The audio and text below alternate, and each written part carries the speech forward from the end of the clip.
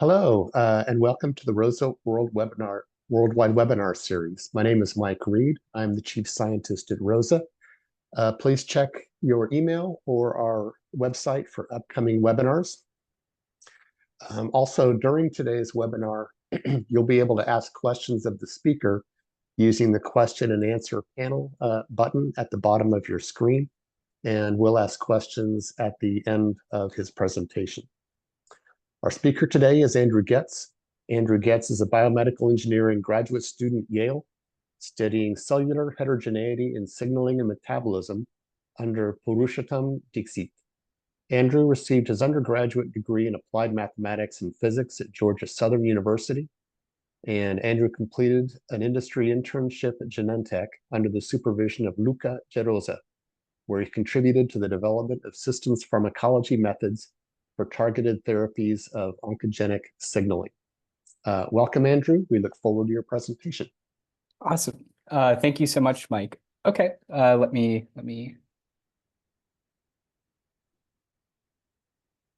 pull up my. Okay, I can see your slides if you just want to put them in Awesome. Presentation mode. Okay. Okay, looks great. Okay, so yeah, I'm really excited to get to share some of the work that I've been doing on computational modeling for in vitro preclinical anti-cancer drug combinations as a means to inform drug selection in oncology clinical trials. Before I get into the details, I do want to briefly mention a lot of the topics of this webinar are going to be based on a paper that I've recently published. So if this is interesting to you, or if you'd like to read more, please feel free to follow this link, and I'll also include it at the end. So just to kind of make you aware. Okay, so kind of some background. So cancer cells are going to have different wirings, different behaviors that are going to give rise to their uncontrolled, unregulated growth. And really, these differences in behaviors are going to open these cancer cells up for targeted,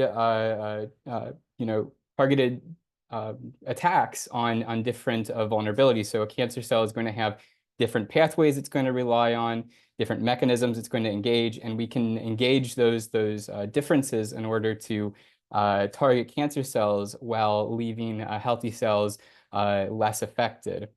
And that's kind of the basic idea behind precision medicine, exploiting these vulnerabilities in cancer to treat the patient without giving toxic effects.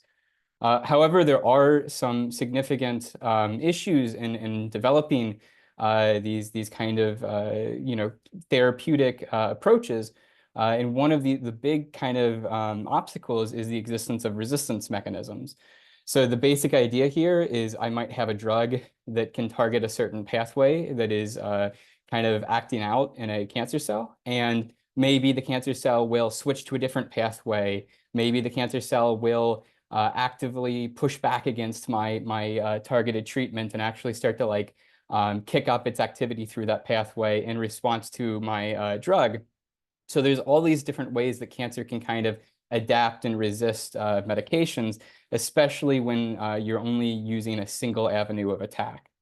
And this is something that has kind of given rise to strategies that make use of multiple avenues of attack, attacking multiple vulnerabilities within cancer in order to kind of have a more saturation kind of attack where you're hitting multiple spots, and that can kind of overwhelm these resistance mechanisms. And the nice thing is that a lot of these drug combinations that give rise to synergy can be found in vitro drug screens. But the issue is that it can be very difficult to actually predict whether or not those observed synergies in the in vitro screens will actually be realized in the clinic. There's kind of been work in the past where people have looked into how do these drug synergies, how do these drug combinations actually impact, how do these combinations actually meaningfully help the therapy. And this plot here is kind of an example of some previous work where people looked at the effectiveness of single agent monotherapies, and they also looked at combination therapies. And here we're just looking at the progression-free survival in patients. And you basically want this to be higher. Higher is better. The monotherapy is lower than the combination therapy. But what was found was if you just took two random monotherapies, assumed they were fully independent of one another, there was no kind of like helping each other out, you got very similar results as what you would see in a combination therapy. So this is kind of suggesting that it might be very difficult to actually realize this idea of drugs acting synergistically with one another, drugs kind of coming together to do more to attack the system than they would on their own individually. Okay, so we want to build a kind of a framework for seeing, is it possible to actually navigate from these in vitro detections of synergy to actually finding good combinations, synergistic combinations of drugs that translate to clinical success and clinical synergies. And so what we are going to do is we're going to start with melanoma is kind of a basis for our building of a framework for kind of tackling this problem. And the idea is that melanoma is a very lethal form of cancer. It's the most commonly fatal form of skin cancer, with over 50,000 deaths each year. But fortunately, we have a lot of rich data on preclinical drug effects for single agents, for drug combinations. And we also have a lot of clinical studies that we can draw on for these melanoma cancers. And so we have, for the in vitro drug responses, we have 43 cell lines that we have drug screening information on for single agents and for drug combinations. And we also have some clinical studies that already exist for drug combinations that we're particularly interested in. So this kind of gives us a good foundation to explore some of these questions that it's already pre-existent, that this data is already available in melanoma. Another nice kind of benefit of using melanoma is that a lot of the oncogenes that really drive cancer growth in melanoma are genes which have very well understood or reasonably well understood interactions. So two of the major melanoma mutations that we're going to be interested in is BRAF and NRAS. And both of these mutations are part of the MAPK signaling pathway, which is a pathway that there's a lot of information on the mechanistic interactions and behaviors of. So we kind of have a nice foundational baseline to study a lot of the effects of these mutations when we're looking at melanoma. Okay, so I want to kind of just give a brief overview of what I'm wanting to be talking about in this webinar. So first, I want to give kind of a brief background. What is drug synergy? How do we detect it in preclinical data? And then, once we go through and find synergy, how do we understand it mechanistically? How can we leverage computational modeling techniques to actually understand how the synergy is arising between two different drugs? And then finally, and very importantly, how do we actually predict clinical drug effects on whether or not we'll see synergy, and how do we predict whether or not we will achieve synergy clinically from preclinical in vitro drug screen data? Okay, so let's start. Let's have a background. What is synergy? So for starters, we're going to begin with a kind of a drug dose response matrix, and this is just going to describe the effectiveness of different combinations of drug. So on one axis, we have intensity of drug 1. On the other axis, we have the intensity of drug 2. And then the actual color of each spot on this plot represents the extent of growth, with values closer to 1 representing amounts of growth that are closer to the undosed condition, and values closer to 0 implies that you're really kind of preventing these cells from growing. Synergy is going to be something that we can describe as the benefit of the combined doses relative to what we would expect from just looking at the single agent effects. So what do I mean by this? So if I wanted to calculate the synergy of a single drug combination, like I have indicated here, what I'm really going to be looking at is what are the effects of that drug combination, and then what are the effects of the individual drugs working alone. And there's a lot of different ways that synergy can be computed and calculated and even thought of. For us, what we are going to use to kind of think about and quantify our synergy is this Bliss score. And the base idea of Bliss is you look at the combined effect of both drugs working together. You observe some effect of how much inhibition of growth you're getting. And then you compare that with this kind of idea that what if I took my two individual agents and assumed they are just completely working independently of one another, no beneficial effects, just independent action. And is my observed effect greater than than the effect I would expect to see, assuming that the individual agents were working independently of one another? So this red box is kind of the observed effect, and then in parentheses we kind of have the expected effects, assuming that there's no kind of cooperation between the individual drugs. And from this, the Bliss score is going to basically detect synergy when it's greater than 0. It's detecting that the drugs are independent when it is 0. And you can even have where it's less than 0, and this is going to mean that the drugs are acting antagonistic with one another. So this, with this, we are able to kind of map our drug dose response to a matrix describing the synergies observed for each individual drug combination. And so this is going to be how we're going to quantify the synergies of our drug combinations. Okay, so let's move over to a real system. So let's move over to some drug screens on melanoma. So we have here a 43 cell lines. We have some that have this NRAS mutant, some that have this BRAF mutant. Those are going to be what we're going to be primarily focused on. And then we subject these melanoma cell lines to one of 3 different drugs. We have a MEK inhibitor called cobimetinib. We have a pan-RAF inhibitor, belvarafenib, and we have a BRAF inhibitor, vimorafenib. And so what we see is that the NRAS mutants seem to really not be responding very well to these single agent effects. Most of the BRAF mutants seem to be responding a lot more favorably to single agent effects than what we're seeing for the NRAS mutants.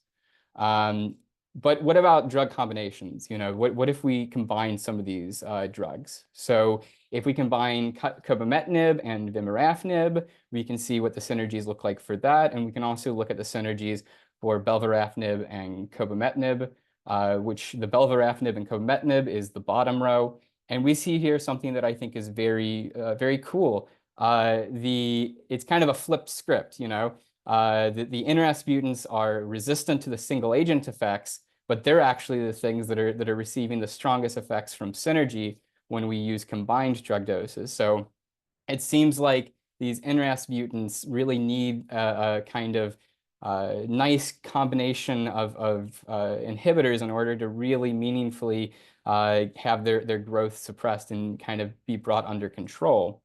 But something that's very important that really doesn't get seen when we look at those screens is that the regions in which the synergy are occurring are not necessarily trivial. There are regions at which different drug combinations for which synergy happens and drug combinations for which synergy doesn't happen.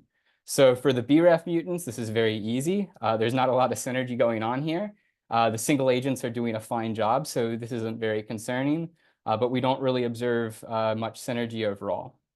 But when we look at the NRAS mutants, we see, the single agents are really struggling. You have high growth, even for pretty high levels of, here we have on the y-axis is our cobimetinib levels. On our x-axis is the belvarafenib, the RAF inhibitor levels. And we see that our single agents really are struggling to inhibit growth in these NRAS cell lines. But what we do see is there's regions where these drugs work together and have synergistic effects. And so these drug synergies are going to help us achieve stronger responses to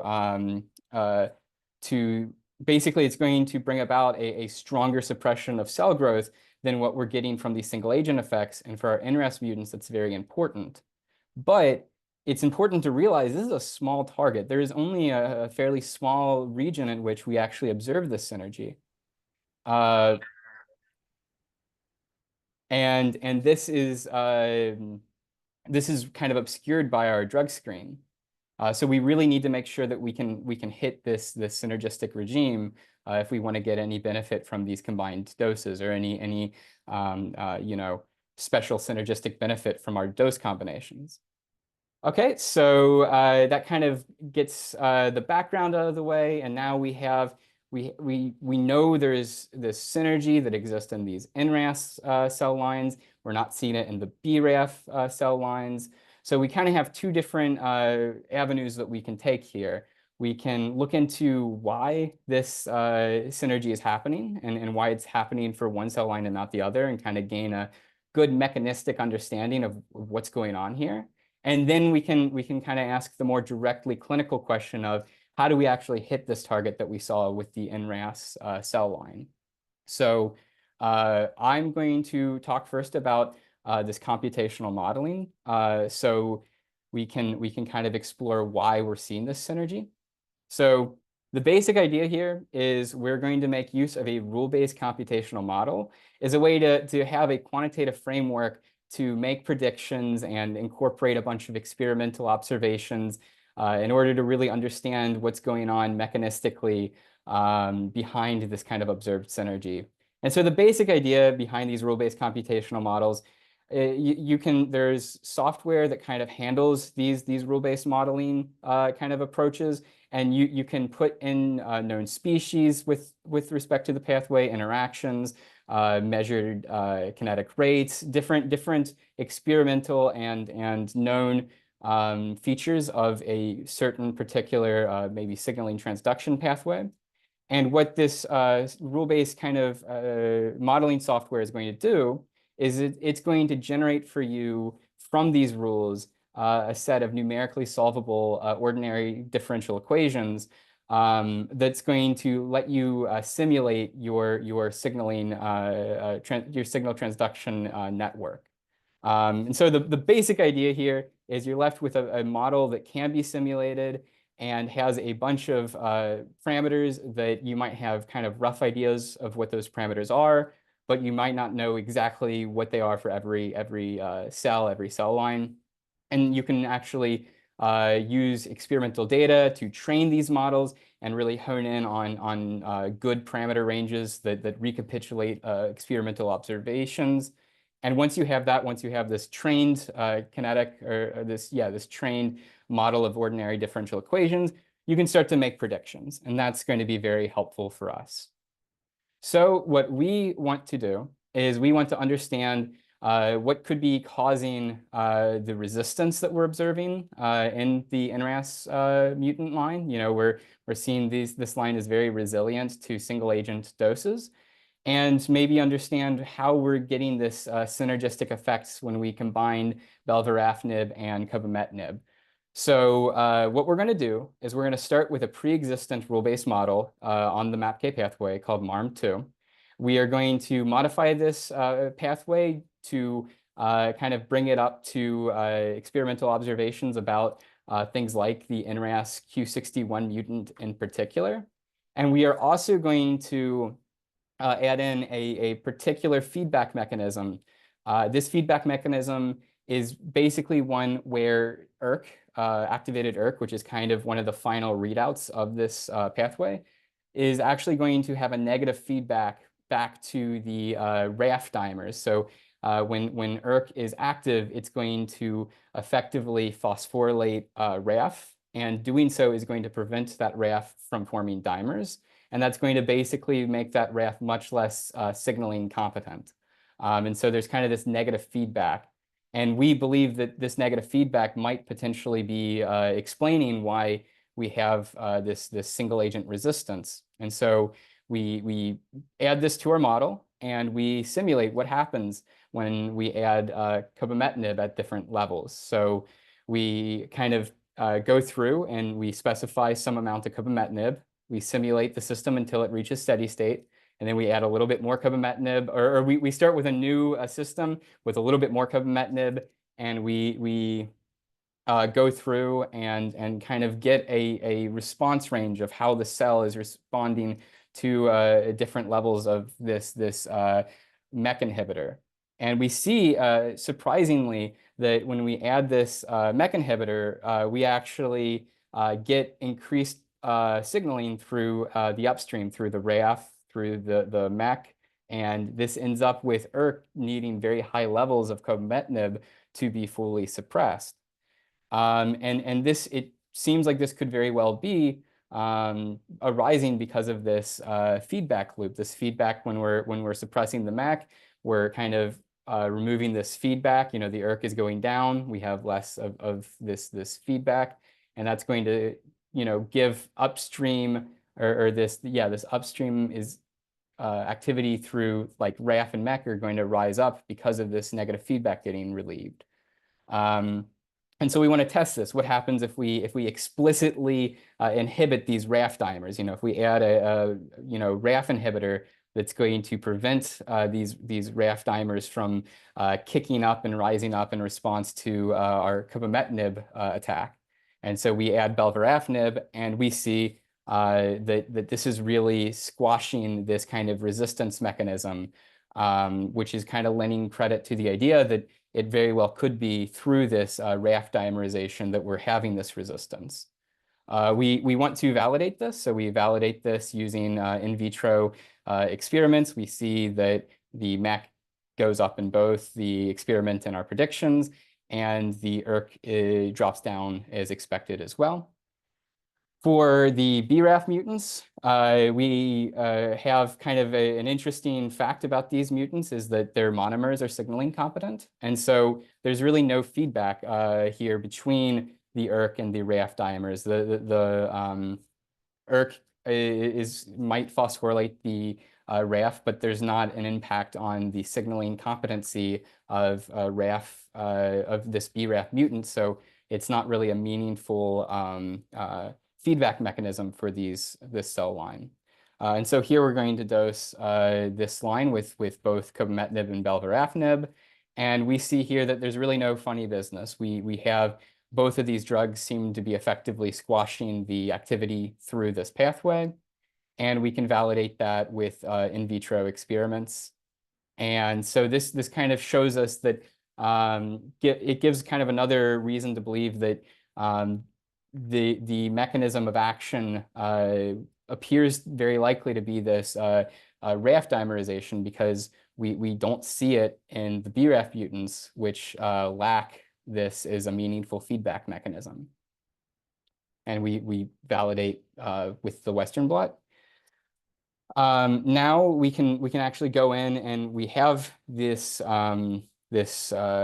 model that we have trained, and we can look at what the expected drug dose responses and synergies are to different combinations of our cobimetinib and our belvarafenib for our phospho-MEK activity and our phospho-ERK activity. And so for the BRAF, we see that the single agents on their own are doing a good job at really suppressing both signaling species. We can get good suppression on the phospho-ERK with modest levels of cobimetinib. And so that's really kind of where it ends for the BRAF. We're able to drug the BRAF with single agents, and that's good enough. On the other hand, the NRAS line has a lot more nastiness here. There's a lot of, there's paradoxical activation where when we add cobimetinib, the phospho-MEK levels go up. The phospho-ERK levels stay very elevated until really high levels of cobimetinib or belvarafenib are added. So, these single agents aren't really cutting it for the NRAS line. And what we see is there's kind of this island of synergy that is really required to be hit if we want to meaningfully inhibit the growth of the cell line without using very, very high single agent attacks. And finally, what we're going to do is we're going to validate these predictions we have the simulated predictions of phospho-ERK, and we have immunofluorescence data on a BRAF V600E cell line, A375, and we're going to look at the measured phospho-ERK levels at the comparable concentrations of inhibitor, and we see there is a strong agreement between our predictions and the experimentally measured responses. And similarly, we see that we also have strong predictive power in our NRAS line as well. Okay, so in conclusion, we kind of have used our computational modeling. We see that this computational modeling can kind of give us a way to understand mechanisms responsible for observed cell behaviors. We also, in particular, have kind of identified for this system of interest what the actual mechanism of resistance might be. And here it seems like it is this negative feedback between the ERK and the RAF dimers. And that's going to give us some insight into how we might be seeing these drug synergies that we're observing. And then I think it's also important just to point out that this model that we had was able to make some very strong quantitative predictions about ERK activity, and those predictions were actually validated. So I think that's really cool when your model has a strong correspondence with experimental observations.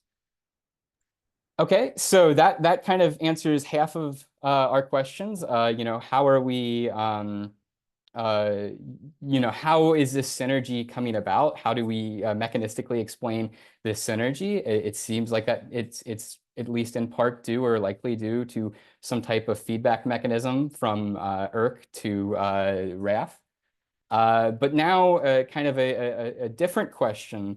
How do we actually hit these synergistic targets that we've been seeing? There's these very kind of narrow regimes of synergistic effects that we're seeing in this preclinical in vitro data.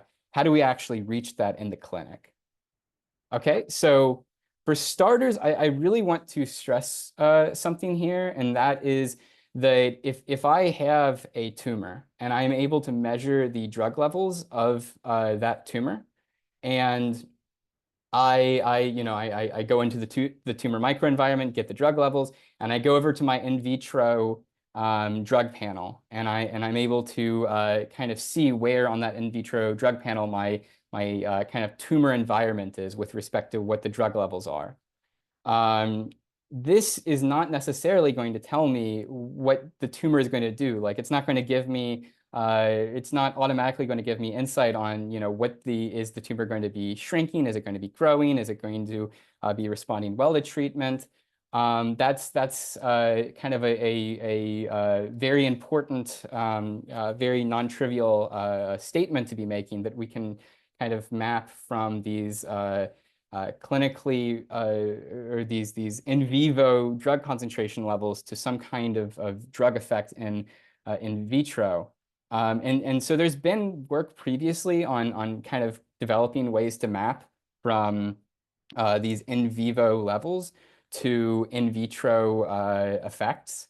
And the kind of main approach which has shown promise, at least in monotherapy, is this GR metric, which is basically going to it's kind of a transformation of this relative viability of this kind of previously used metric for just measuring cell growth to a more a metric which is more based on the actual growth rates of the tumor cells. So the basic idea for this GR metric is you can calculate it from relative viability if you have the drug-free cell lines doubling time. And what this GR metric is going to tell you is what is the growth rate of your cell line under the drug conditions that you were subjecting it to. So Here, when the GR metric is 1, it means you're not doing anything, that the whatever drug combination you have is giving you a growth that is identical to the undrugged setup. When you have a GR metric that's 0, it means you have completely stopped growth of the tumor. And when it's negative, that's great because you're actually shrinking and decreasing the size of the tumor. So we want to validate and make sure, this is kind of an in vitro cell line. Are we able to actually make predictions from the cell line that are going to meaningfully predict growth in vivo conditions? So the idea for this is we are going to take mice, we are going to graft them with IPC298 cells, which is an NRAS mutant melanoma. We are going to give these mice different concentrations of cobimetinib and belvarafenib, and we are going to make predictions based on what we would expect to see from these in vitro experiments. So, for example, if we have a combination of belvarafenib and cobimetinib, we can project this onto our in vitro cell line just by taking the nominal drug concentration and finding the fraction of drug that's not bound to plasma or anything. We can get what the level of free drug is, and we can take this predicted growth rate and use it to predict what that tumor is going to do in the actual in vivo conditions. And then we can measure it. We can actually go in and measure how these tumors are doing under these drug concentrations. And we see that our predictions using this in vitro these in vitro experiments and this GR metric, we were able to get very similar predictions from what we're actually seeing in vivo. So this is kind of a means to move from in vitro conditions to in vivo effects.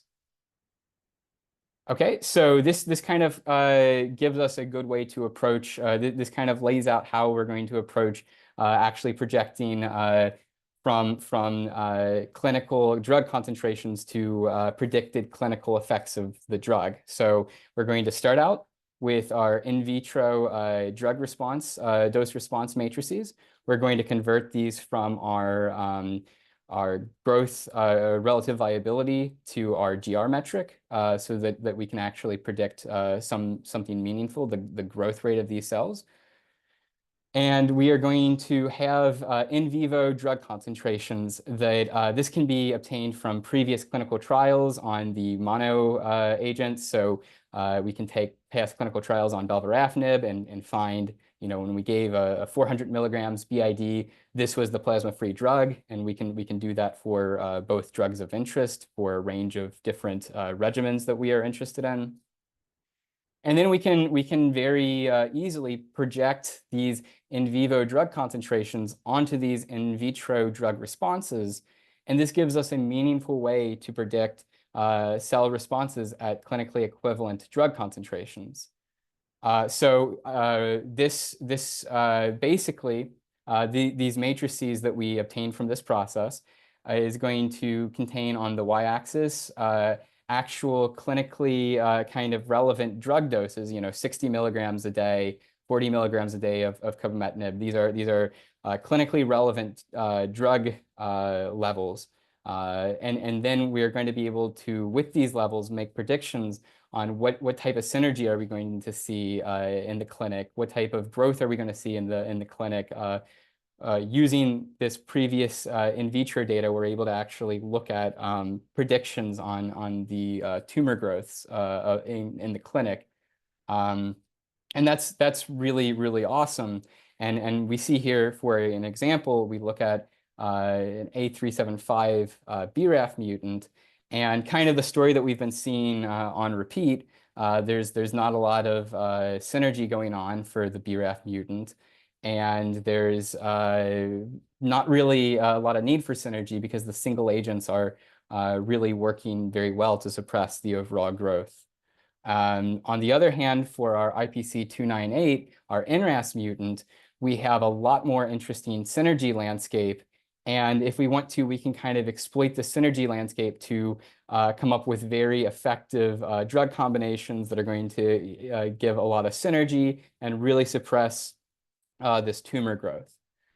So this is kind of like, sounds really great. We have a way to project these average in vivo drug concentrations into predicted effects. But there's an issue, and that issue is when you actually look at these in vivo drug concentrations, there's a lot of variability here. And this variability is significant. This is variation that's patient-to-patient variation. You know, some people are going to be responding differently. Some people are going to have different levels of the drug in them from a specific drug regimen. And so, you know, this is going to be an issue. We have a means to establish strong dose combinations for the average patient, but there is no such thing as an average patient. We're not trying to cure an average patient. We want to develop a drug regimen that will be as useful for as many patients as possible. And that really needs us to think about what is actually going on inside of individual patients as far as the actual free drug levels. And so we're able to do this. We're able to kind of we build a simulated population of patient drug levels over time. So here, each individual plot is a single patient. On the y-axis is the free concentration of the drug. Here, we're looking at the belvarafenib. And over on the x-axis, we have time. So we can see the difference, the different variations that are arising from patient-to-patient differences, as well as the variation in drug levels just over time. And then we can also do this for cobimetinib. So we can look at both of our drug combinations and see how different patients are basically the free drug levels that are in different patients and how that's varying from patient to patient. And so we kind of have a way now to really hone in on individual patients and what the drugs are doing in their bodies over time.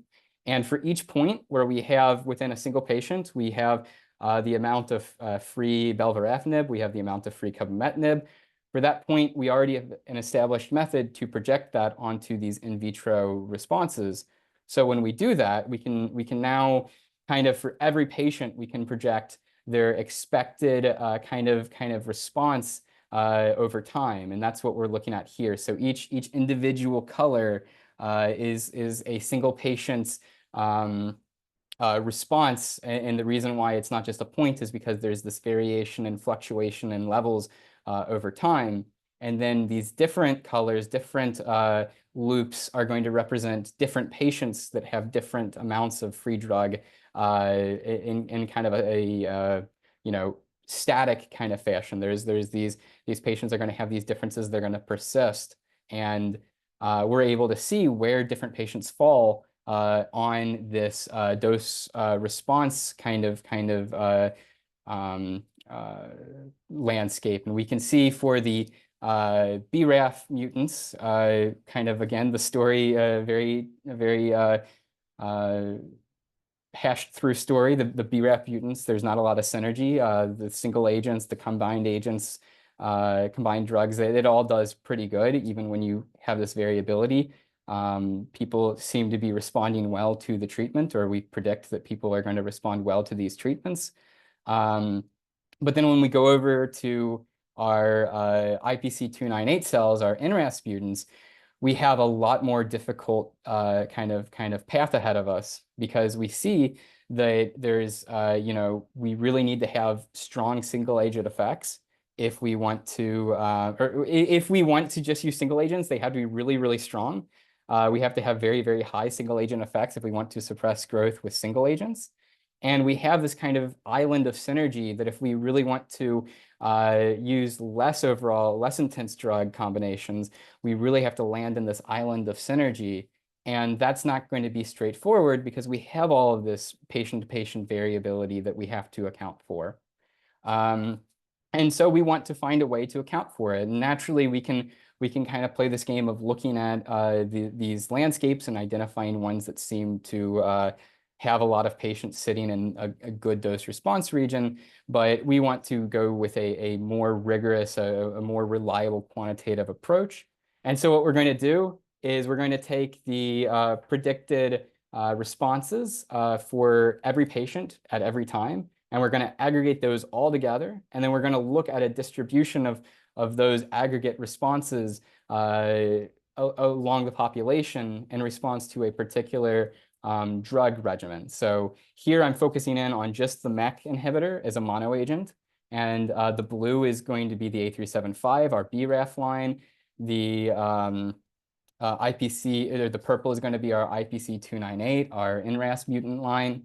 And we can see for the MEK inhibitor, we have low doses of MEK inhibitor. There's a lot of growth in both lines, but as we increase our MEK inhibition, the BRAF line is going to respond well to this single agent, but our NRAS line is still resistant even under very strong single agent dosage. So we move to a more complete picture where we're able to look at the effects from drug combinations. So here the row is going to represent the extent of MEK inhibition, higher rows giving corresponding to stronger MEK inhibition. And the columns are going to correspond to how much RAF inhibition we are subjecting the system to. And we want to find maybe a clinically meaningful or a good drug combination that's going to have good effect on the overall growth, use a lot of synergy, and we want to find kind of a range of drugs that we might be able to use clinically to kind of suggest maybe a possible future clinical study or approach. And so I think there's kind of this almost island of good drugs here. It seems like maybe not good drugs, but promising drug combinations. We have kind of in this range, there's pretty good suppression of the growth. The GR metric is on average fairly low. We have fairly high synergy. So these are kind of some promising avenues. But one thing we have observed clinically is the very strongest dose has some toxicities. And so this kind of motivates pulling back from some of the single agent effects and suggests that maybe we might want to pull back on, for example, the belvarafenib and kind of lower the intensity of that. Very quickly, final little bit, we do have some clinical data, so we want to test our predictions of the BRAF having additive effects, and we see that when we have basically increased levels of, we start out with belva acting alone, we add different amounts of cobimetinib, and we see that basically when we have a linear increase in our cobimetinib, we have a linear increase in suppression in the BRAF line, which implies that these effects are additive. And on the other hand, we see that the synergistic effects are apparent in the NRAS line. Okay, so in conclusion, this GR metric gives us a really powerful means to reliably predict tumor growth from in vitro responses. The in vivo free drug levels map onto in vitro drug effects and predict responses and synergies at clinically equivalent concentrations. Patient variation in free drug levels limits the ability to consistently obtain these synergistic responses, but we have a way to kind of quantify and account for that, and that's going to help us inform clinical trial design. And then finally, just kind of bringing this all together, because I've talked about a lot of stuff, the main conclusions. In combination therapy, drug synergy is going to describe the extent to which different drugs cooperate to inhibit cancer growth. Computational modeling approaches can be used to understand the mechanistic underpinnings of these drug synergies. And finally, predicted or measured free drug levels in vitro can be projected into drug levels in vivo can be projected to in vitro effects using this GR metric, and this can give us a means to kind of direct future clinical studies. Thank you. Great, thank you, Andrew. We do have a few questions. Let me select a few of them. If I don't get to your question, we'll share these questions with Andrew. He can follow up with you offline after the webinar. So first question has to do with the representation of the system. So with this rules-based modeling, you still have a general guess of the mechanisms involved that you're testing to produce the output. Is there a way to randomly sample or find other solutions for interactions within the system that could result in the data observed or the output observed. Okay, so let me make sure I understand. So the idea is that we kind of specified from literature a mechanism that seemed likely to potentially be a resistance mechanism. But Yeah. what if we were to kind of go in and sample different possible interactions and see if those could also explain this resistance that we're observing?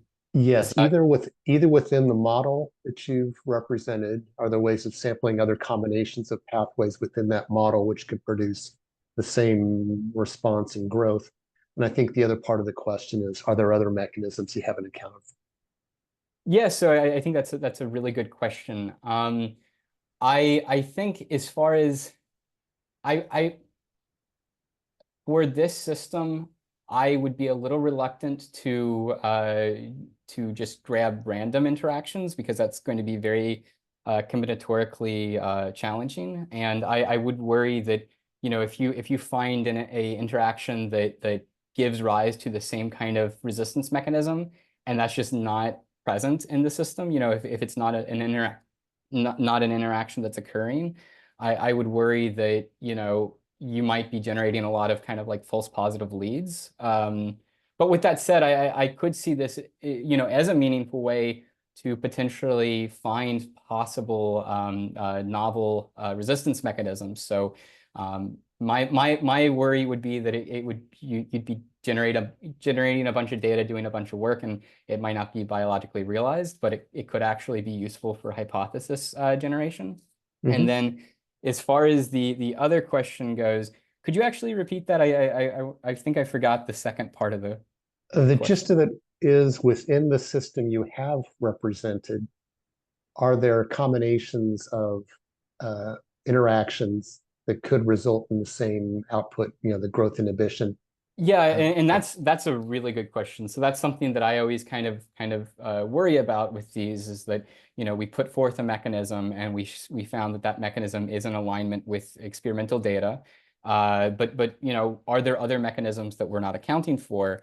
And I think there might be some mechanisms that could kind of offer alternative approaches to get this feedback. For example, ERK might be feeding back into the activity of like EGFR or things that are upstream of RAF. And I don't know if the current approach we have could inherently say whether or not um, that mechanism is not coming through something upstream of RAF. And I think that would be something that we could validate with farther experimental testing. So like maybe if we inhibit if we knock out EGFR, if we have an inhibitor of EGFR, do we remove this mechanism? That would be something to look into. So in short, it seems like there might be other mechanisms that could be responsible for this. We have found one, and I think we have a good reason to believe that it at least is consistent with what we're seeing in our model and experiment. But there are more experiments that should be done if we want to really hone in and be certain. Great, thank you. What is your interpretation that the observed synergy, as measured by the Bliss score, is different in different cell lines? So I think the idea that I want to make sure I understand the question. So, is this why are we seeing synergies in some of these cell lines and not others, or is Yes. this? I guess there's kind of two subparts to that question. One is different cell lines is in one cell line with different kind of mutations. Like when we look at the NRAS mutants versus the BRAF mutants, the reason why we see synergy in the NRAS and not the BRAF is likely due to the extreme differences in actually the like mechanistic inner workings of those cell lines. So the NRAS cell line is working through a very different kind of mechanism than the BRAF cell line. And so, the NRAS cell line has this negative feedback. And so, we see synergy because our drug combinations are actually, negating this negative feedback loop that exists, where that is just not present in the BRAF. On the other hand, even within the same mutational, like within just NRAS tumors in general, we do see differences and synergies.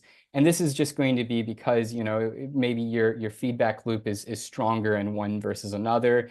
Maybe in one you have, a different region where the system is going to be sensitive to the belvarafenib. Maybe the like actual dynamics of the system are going to be a little different. So you need more or less belvarafenib to kind of start to really engaging the RAF dimers. So there's a couple of reasons why within a certain mutation, you might see variation still. Great. Next question. How does tumor heterogeneity affect the applicability of pathway modeling, the style that you presented? In other words, if you have a model of BRAF mutated cells, what percent of the cells in the tumor typically have these mutations? And is this fraction also a driver of interpatient variability in initial response and duration of response? So just sorry, I want to be sure. So I have a population of cells, and within those cells, some of the cells are going to have this mutation. And the question is, Yeah, because the tumor is heterogeneous. yeah, Some of the cells will have BRAF mutations, others won't.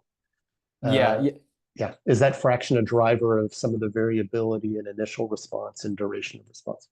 So it's one where under this current kind of approach, we didn't really look into kind of the single cell distributions of response. That is something I am very interested in because my work it tends to be in single cell heterogeneity and variability. So that's actually something that I'm interested in looking and moving forward. But for this analysis, we really didn't do much single cell analysis in particular. But I do think that there is going to be importance on the actual subpopulations. If you have a subpopulation has a very high level of these BRAF mutants, that's going to impact the effects of your treatment. Your treatment might be more effective if you're targeting BRAF and you have a high fraction, but if you have a more varied fraction of different types of mutants, suddenly this drug combination therapy becomes useful not so much in really targeting every cell strongly, but making sure that every cell at least gets hit in one spot. So I think there is kind of great care should be placed on really understanding resistant subpopulations and the impacts of different populations, subpopulations and mutations on those subpopulations. Thank you. Next question, and this is one I hadn't thought of. Have you looked at whether these drug combinations, spare normal cells, or are they only synergistic against the tumor cells? I'm happy that question was asked. That was something that I was really wondering myself. With this, like, it, does this actually is this synergy going to be synergy and toxicity? Mhm. Um, and so the kind of short answer is that unfortunately we want to do. It would be nice to do that kind of experiment and look at basically, where earlier we had the two mutant cell lines and we're looking at the synergy and the GR metric for those cell lines. I think it would be very nice and helpful to use some wild type cell lines to kind of make sure that we're selecting, dose combinations that are not synergistic in their toxic effects. But I have, there are some papers that have suggested that in general, when you do land the synergistic effects for tumors, it tends to not be synergistic with respect to toxicity. But that's I would want to use future studies to really make sure of that. Mhm. Okay, so in a related question, I think regarding the safety of multiple drug treatments, can you just speculate on when it might be safer and more effective to just look for a single agent that is safer, that you can dose at a high concentration, as compared to pursuing a synergistic combination of two drugs? So I think for a single agent at a high concentration, I'm reluctant to say that I can't think of a good time where a single agent would be useful at a very high drug concentration. I would be worried about off-target effects and toxicities, and even trying to get like the drug delivered to the spot in an efficient manner to generate the high single agent. But I can think of, I think there are, even within this presentation, kind of some examples where single agents are perfectly acceptable. And that's, with the BRAF line, you have this cancer line, you have cobimetinib, it works in inhibiting the cancer, or alternatively, we saw vemurafenib was perfectly capable of inhibiting the BRAF mutant activity with a single agent. And I think that's a good thing to use. It's good to use these single agents when they can work at low levels, because when you're only using a single agent, you kind of there's less risk of off-target effects, as far as like maybe not off-target effects from the intensity of the drug, but every drug has risk of side effects. So I think if you can meaningfully inhibit the cancer with a moderate dose of a single agent, I think doing that can kind of keep things simple, and I think that can be good. But you still need to worry about emergent resistances that can give you problems. Okay, next question. And this has to do with the variability or sources of variability in patient response.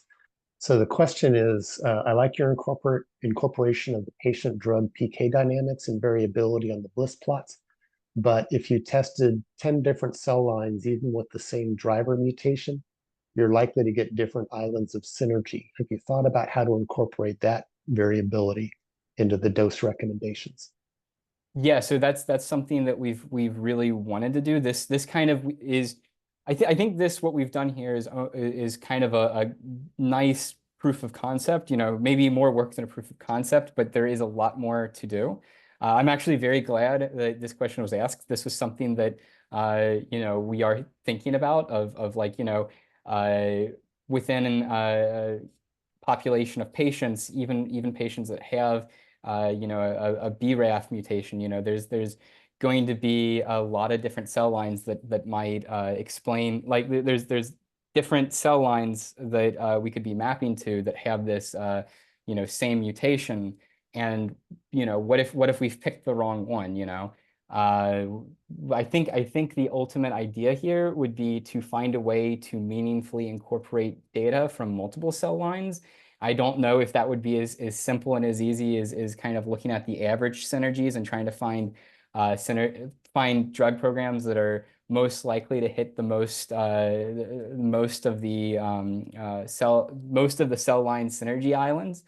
Maybe there's some kind of more intricate, kind of elegant way to approach this, but it's definitely a problem that needs to be explored, and I think that's kind of a future direction for work like this to take. Okay, and I think we have time for one last question. We did not get to all the questions, but as I mentioned, Andrew can follow up with you after the webinar by email to answer your questions. But here's one final question. Can you talk a little bit about how you might use a model like this for drug discovery? So new drugs that look at different combinations and levels of effect on the different pathways in the system, and especially in the context of a human patient with different immune system backgrounds.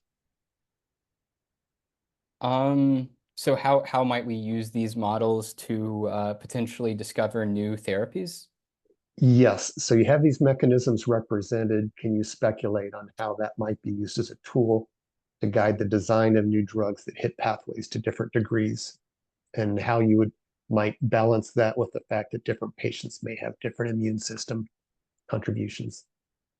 Admittedly, the immune system kind of interactions is not something that I'm like very knowledgeable on. So I don't know how much I can speak to how one would incorporate the different immune systems and the effects from patient to patient variability in immune systems. As far as the actual generation of potential novel therapies, I think for that, what how this might be helpful is, here, this story, we started out with two drugs, we saw synergy, and we wanted to understand why that synergy was happening.